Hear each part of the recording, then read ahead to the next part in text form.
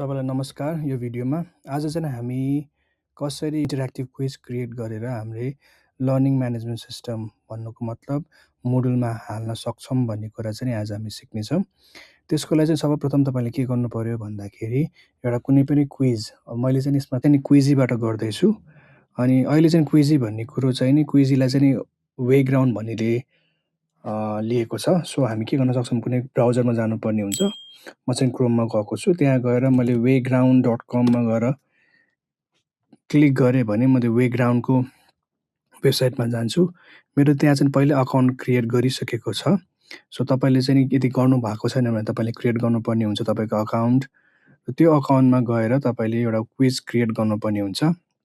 जस्तै मेरो माई लाइब्रेरीमा मैले पहिले नै क्रिएट गरेका क्विजहरू चाहिँ यहाँ लिस्टमा छ। यदि मैले नयाँ क्विज क्रिएट गर्नुपर्ने छ भने मैले नयाँ क्रिएट गर्नुपर्ने हुन्छ। त्यसको लागि चाहिँ नि मैले होममा गएर यहाँ क्रिएट भन्ने यहाँ कुरा छ। तपाईँले अपलोड गर्न पनि पाउनुहुन्छ। तपाईँसँग पहिल्यै केही कुराहरू बनेको छ, मानिलिउँ एक्सेलमा छ, वर्डमा छ भने यहाँ अपलोड गर्न सक्नुहुन्छ। होइन तपाईँ नयाँ बनाउन चाहनुहुन्छ भने तपाईँ क्रिएटमा जानुपर्ने हुन्छ। होइन यदि म पहिल्यै बनाइएको कुनै सर्च गर्न चाहनुहुन्छ, पहिल्यै कसैले बनाइएको यहाँ हुन्छ भने तपाईँले यहाँ सर्च गर्न पनि सक्नुहुन्छ। म चाहिँ नयाँ नै क्रिएट गर्छु। त्यसको लागि मैले के गर्छु भन्दाखेरि यो क्लिक गर्छु र असेसमेन्टमा गएर क्लिक गर्छु।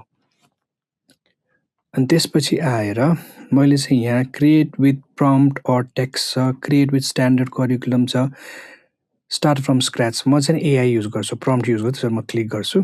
यहाँ गएर म के गर्छु भन्दाखेरि मैले चाहिँ नि कोलबर्गको मोरल डेभलपमेन्टमा थोरै क्विज मेबी 10वटा क्वेसनवाला क्विज बनाउने प्लान गरिरहेको छु। सो मैले यहाँ त्यो टाइप गर्न सक्छु।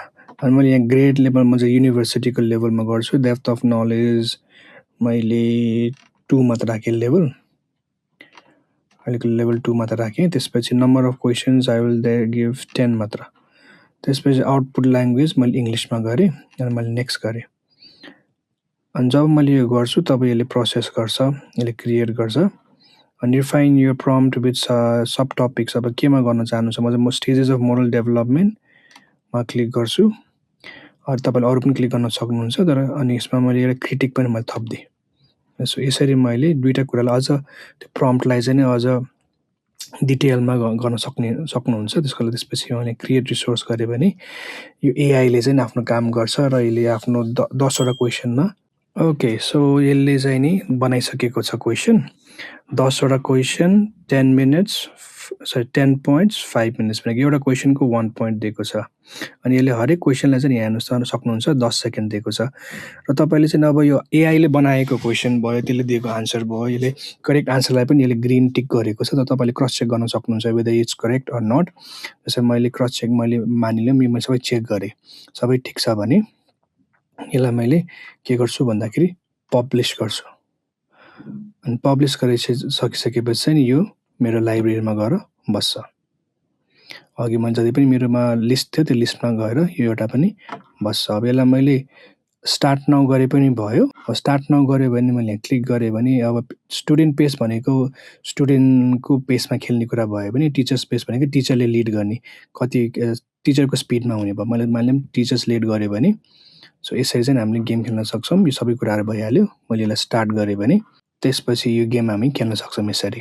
सो एज अ टिचर चाहिँ हामीले खेलाउन सक्छौँ। यो अब स्टुडेन्टहरू जोइन माई क्विजमा .com गएर यो कोड राखे पनि भयो, या तपाईँले सिधै यो क्युआरलाई स्क्यान गर भनेर तपाईँले स्क्यान गराउनु भए पनि हुन्छ। जब स्टुडेन्टहरूले स्क्यान गर्छ तब तपाईँको पार्टिसिपेन्टमा नामहरू आउँछ। देन सबै आइसकेपछि तपाईँले स्टार्ट गर्नुभयो भने तपाईँको क्विज स्टार्ट हुन्छ। यो चाहिँ हामीले कसरी खेलाउने भन्ने भयो। अहिले चाहिँ हामीले यसलाई एन्ड गर्छौँ। मैले तपाईँलाई देखाउन खोजेको भनेको चाहिँ कसरी यसलाई चाहिँ नि अब यो बनिहाल्यो। यो बनिसकेपछि यसलाई चाहिँ हामी एलएमएसमा हाम्रो मुडलमा चाहिँ कसरी हाल्न सकिन्छ त भन्दाखेरि अब मैले माई लाइब्रेरीमा गएँ। दिस इज कोलबर्ग, अघि भर्खरको वाला भयो। यसको यहाँ राइट क्लिकमा हुन्छ कपी एडिट, अनि त्यसपछि यहाँ प्ले पनि हुन्छ, तपाईँको सेयर पनि हुन्छ। यसो तपाईँले टिमसँग सेयर पनि गर्न सक्नुहुन्छ, तपाईँले टिचरसँग सेयर गर्न सक्नु पनि हुन्छ। ओके, अब तपाईँले जब त्यो कोलबर्ग जुन तपाईँको त्यो क्विजमा क्लिक गरिसकेपछि यो 3टा बटनमा तपाईँ जानुहुन्छ भने यहाँ तपाईँको कपी, एम्बेड, तपाईँको रिपोर्ट र सेटिङ छ। हामीलाई चाहिने भनेको एम्बेड, किनकि हामीले यसलाई लर्निङ म्यानेजमेन्ट सिस्टममा गएर हाल्दैछौँ। सो यसलाई एम्बेड गर्नु सक्नुहुन्छ। अनि यसले के गर्नुहुन्छ, तपाईँले एम्बेडेड लिङ्क, यो एम्बेडेड कोड गर्नुभएछ मैले कोडलाई कपी गरेँ गरे पनि भयो तपाईँले यसलाई लिङ्कलाई कपी गर्नुभयो भने लिङ्क कपी गर्नुहोस् है जब तपाईँको लिङ्कको कपी भइसकेपछि अब तपाईँको एलएमएसमा जान सक्नुहुन्छ अब मैले मेरो पहिल्यै बनेको कोर्स छ यो कोर्समा यहाँतिर मैले यो कोलबर्गको हालेको छु सो यसको लागि मैले एडिट मोडमा गएँ जब एडिट मोडमा गइसकेपछि चाहिँ तपाईँको यहाँ कोलबर्गकोमा चाहिँ मैले एउटा नयाँ एड गर्नुपर्ने हुन्छ एड एन्ड एक्टिभिटी गर्नुभयो भने अब यहाँ गएर मैले टेक्स्ट एन्ड मिडिया एरियामा जान सक्नुहुन्छ त्यहाँ क्लिक गर्नुहोस् यहाँ गएर तपाईँले लिङ्क पेस्ट गर्न सक्नुहुन्छ त्यसपछि यसलाई सेभ गर्न सक्नुहुन्छ सेभ गरेपछि तपाईँको एडिट मोड अफ गरिसकेपछि तपाईँले हेर्न सक्नुहुन्छ यो लिङ्क एज अ लिङ्क आउँछ यो तपाईँको जुन क्विजको लागि अब पछि स्टुडेन्ट्सहरूले चाहिँ नि उहाँहरूको एलएमएसमा गएर यो लिङ्कमा क्लिक गरेर चाहिँ नि they can go to your quiz जस्तो मैले क्लिक गरेँ यसले सिधै कहाँ लाग्छ यो चाहिँ फर स्टुडेन्टमा जान्छ यसरी फर स्टुडेन्ट्स तपाईँको यहाँबाट उसले खेल्न सक्छ अनि यो चाहिँ तपाईँको लिङ्कको थ्रु गयो यसरी नै you can even embedded code अघि हामीले लिङ्कबाट अब कोड पनि जान सक्छौँ यसको लागि हामीले कोड कपी गर्नुपर्ने हुन्छ कोड कपी गरेर यहाँ गएर एडिट मोडमा जाने हाम्रो एलएमएसमा यहाँ गएर मैले एड एन्ड एक्टिभिटी रिसोर्स गरेँ अनि यहाँ गएर मैले मिडियामा गएँ मिडिया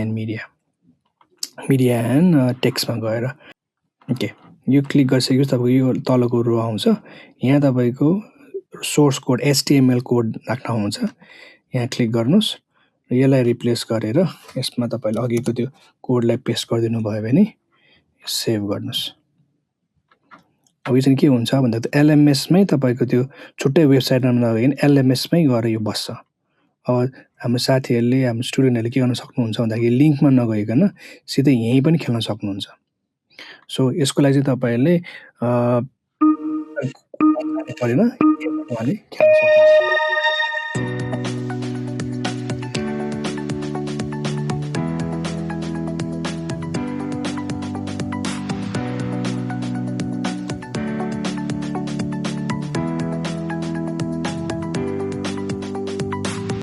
यसरी चाहिँ हामीले हाम्रो एलएमएसमा we can add a quiz a third party quiz किनकि एलएमएसको आफ्नो क्विज पनि छ तर हामीले यसरी थर्ड पार्टी हाम्रो वे ग्राउन्डको क्विज पनि हामीले हाल्न सक्छौँ र हाम्रो एलएमएसलाई हाम्रो लर्निङ म्यानेजमेन्ट सिस्टमलाई हाम्रो लर्निङ एक्सपिरियन्सलाई स्टुडेन्टको लर्निङ एक्सपिरियन्सलाई मोर इन्टरेक्टिभ र मोर इन्ट्रेस्टिङ तपाईँले बनाउन सक्नुहुन्छ थ्याङ्क यू सो मच यदि केही कन्फ्युजन छ भने तपाईँले कमेन्टमा लेख्न सक्नुहुन्छ र यो च्यानललाई सब्सक्राइब गर्नुभयो भने आउँदो अरू भिडियोहरू पनि तपाईँले हेर्न सक्नुहुन्छ थ्याङ्क यू